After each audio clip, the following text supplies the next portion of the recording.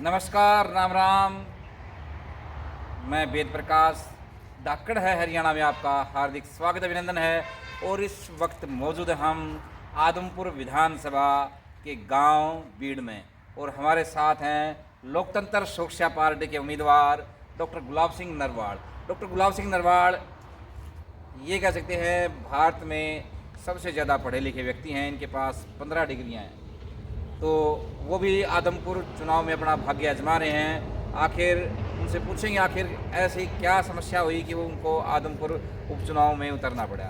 Sir, स्वागत है धाकड़ है हरियाणा। भारती जी, सभी दर्शकों को मेरा नमस्कार।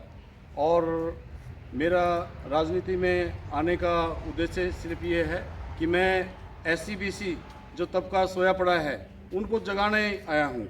आज देखिए आप, जो अपने आप को 4 बड़ी राष्ट्रीय पार्टियां कहती हैं, उन्होंने अपने प्रत्याशी सिर्फ एक ही बिरादरी के उतार दिए हैं। क्या आज जो 36 बिरादरी के भाईचारे की बात करने वाले लोगों को आज 35 बिरादरी बाकी की याद नहीं आई?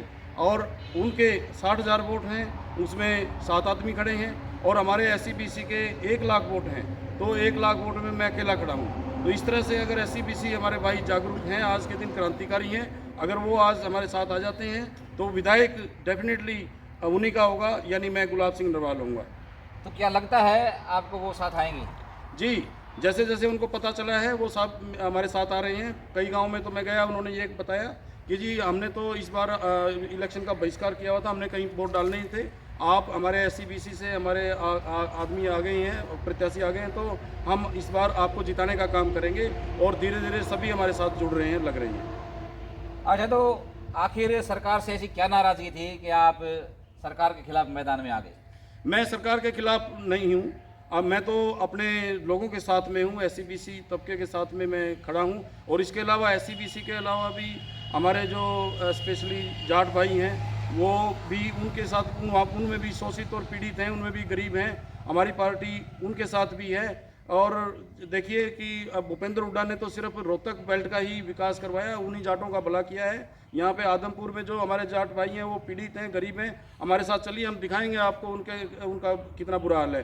तो हमारी पार्टी ने ये कहा है कि भाई हम जनसंख्या के अनुपात में हर बिरादरी को आरक्षण देने का काम करेंगे। उसमें हम जाट भाइयों को भी, जो शोषित पीड़ित हैं, उनको भी आरक्षण देने का काम करेंगे। और दूसरा, हमारी पार्टी ये कहती है कि हम हर घर में एक नौकरी देंगे। तो इस तरह से हम जाटों के घरों में भी, जिनके हमारे भाइयों के घरों में नौकरी आज तक नहीं मिली, उनको भी नौकरी देने का काम करेंगे। इस तरह से हम 36 बिरादरी के भाईचारे की बात करते हैं।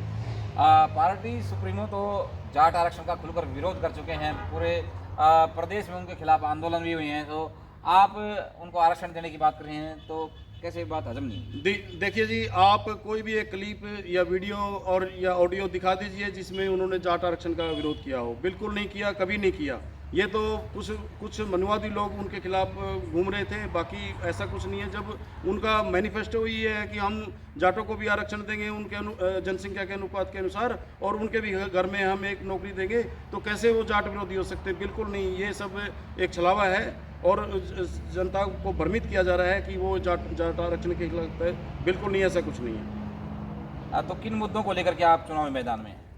हमारा पहला मुद्दा तो यही है कि हम SC-BC को जगाने आए हैं। हम ये कहते हैं कि भाई तुम जब से हरियाणा बना है तब से इस हल्के में एक ही भजनलाल जाट, जो मंझ हैं, जाट जाति से हैं, उन्हीं को आप एक बनाते आ रहे हैं। आप इनसे दूर होकर हमारे आदमी को भी, SC-BC के भी किसी आदमी को MLA बनाएं, और ये कहते हैं कि किला है हमारा, ये गढ़ है हमारा, ये सब तोड़ देंगे। लोग हमारे साथ जुड़ रहे हैं जी। तो लगता है आपको तोड़ेंगे? नहीं, मुझे क्यों तोड़ेंगे? उनके किले और गढ़ को तोड़ेंगे, मुझे तो जिताएंगे। किले की बात है सर। हाँ, नहीं, मुझे जिताएंगे। और मैं तो देखिए भारती जी, मैं गरीबी से आया। मैंने सड़कों पे और नहरों पे बचपन में टोकरियाँ ढो के मैं बड़ा हुआ।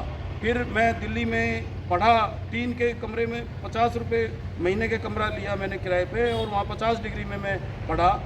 इतने संघर्ष में बचपन में मुझे याद आया कि पढ़ाई की वैल्यू क्या होती है। तब मैं IIT दिल्ली में पढ़ा, और मैंने 15 बैचलर, मास्टर, PhD डिग्री की, और मैं नहर विभाग में चीफ इंजीनियर भी बना। तो मेरे से ज़्यादा संघर्ष किसी ने नहीं किया। और तब पढ़ाई का पता चलता है, जब एक आदमी कहता है कि मेरा बेटा विदेश से पढ़ के आ गया, उसने संघर्ष तो देखा नहीं कभी। ये तो राजे महाराजाओं के बच्चे हैं। अब हल्के में डाणी मोहब्बतपुर और कई गांवों में स्कूलों में ताले लग गए, मर्ज कर दिए गए, बच्चे हड़ताल पे थे, टीचर नहीं है। तो क्या कुलदीप बिश्नोई ने कहाँ जाके उनके लिए स्कूल खुलवाए? अपना बच्चे को तो कहता विदेश से पढ़ा लिया। अरे भाई, आम आदमी का बच्चा कहाँ पढ़ेगा?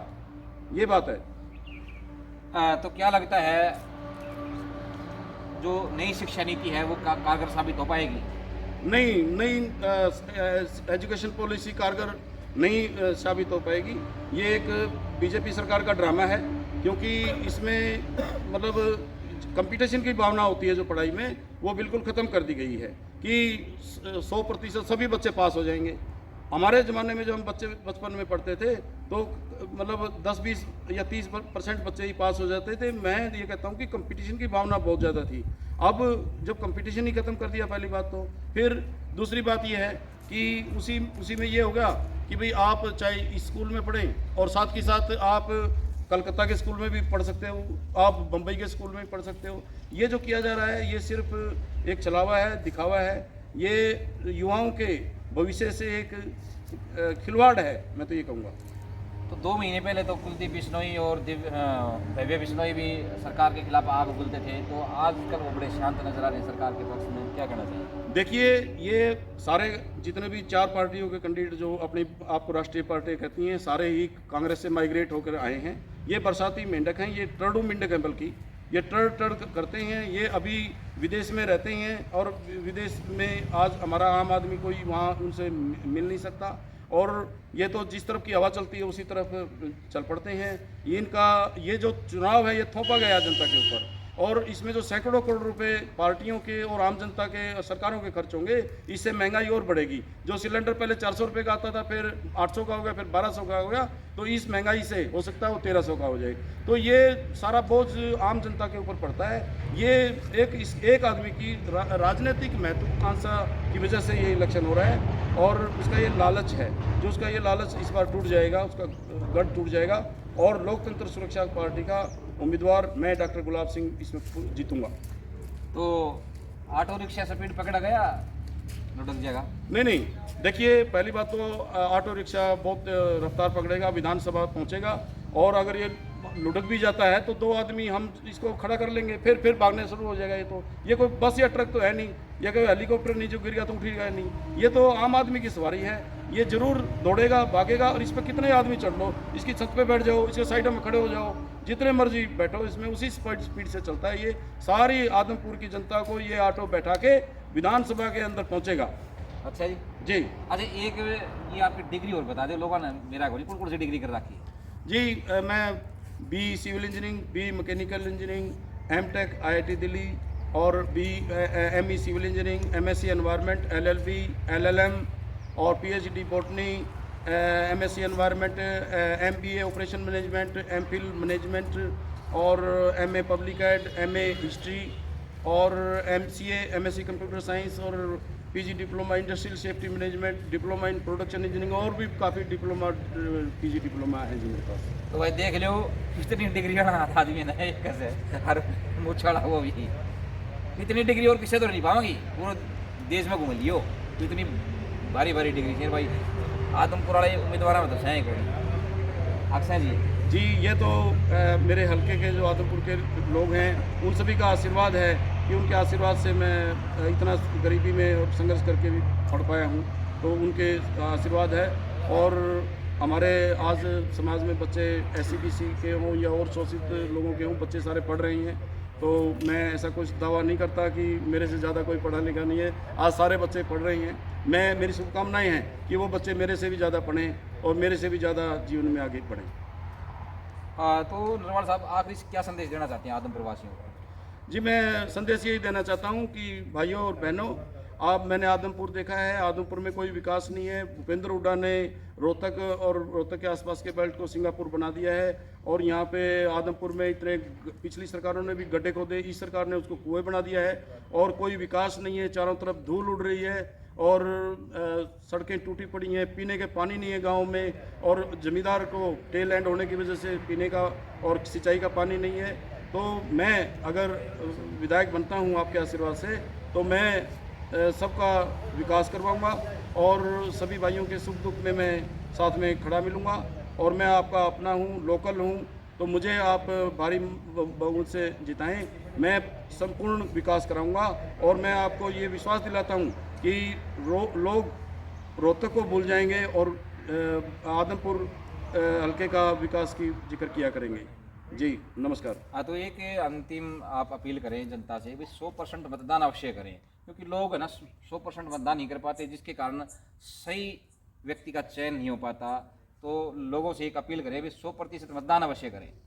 जी बिल्कुल ठीक है भारती जी। डॉक्टर अंबेडकर कहते थे कि वोट आपकी बेटी की तरह है।